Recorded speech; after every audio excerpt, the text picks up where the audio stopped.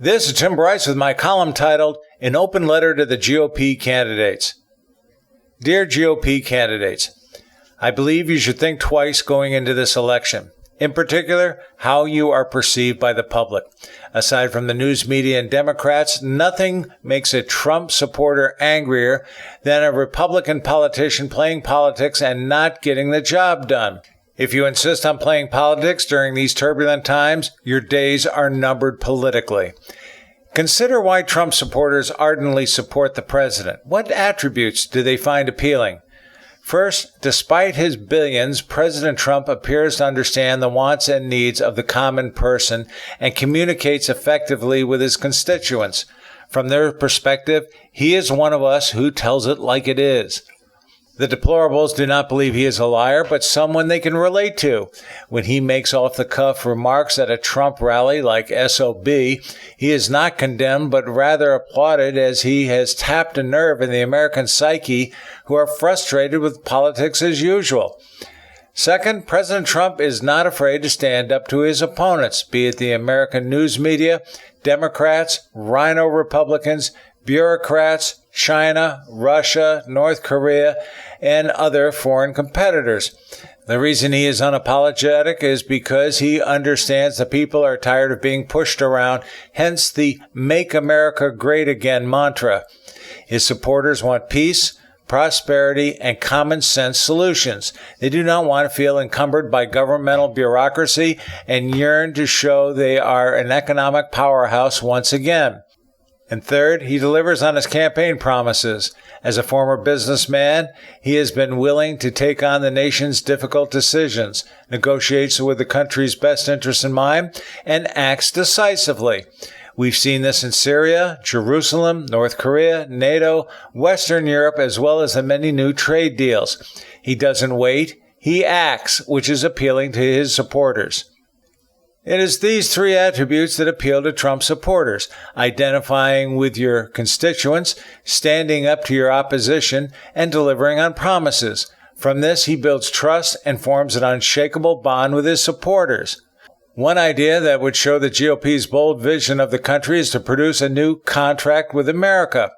We do not lack areas to be addressed: immigration, health care, infrastructure, lobbying reform, term limits, reducing the debt, election reform, energy and environment all come to mind immediately.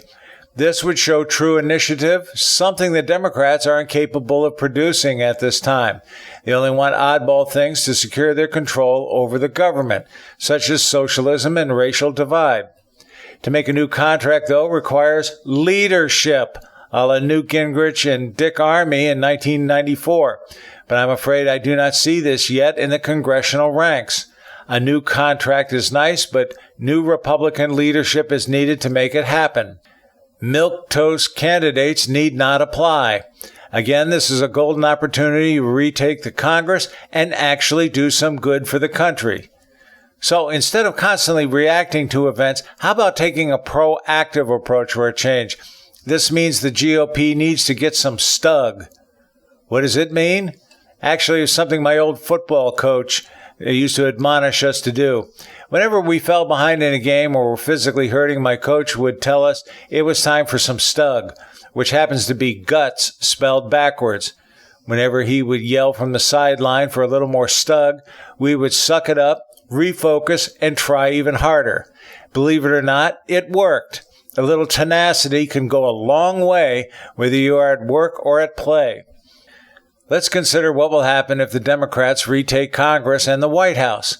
We will see the return of endless government bureaucracy, higher taxes, a sluggish economy, a changing of the guard of liberal judges on the Supreme Court, and the rise of the socialist agenda, among other things. We will also see incompetence in key cabinet posts, such as Senator Elizabeth Warren and Representative AOC. So, to all of the GOP politicians out there, both sitting and those entering the race, I implore you to resist the temptation to play politics as usual, as the stakes are simply too high.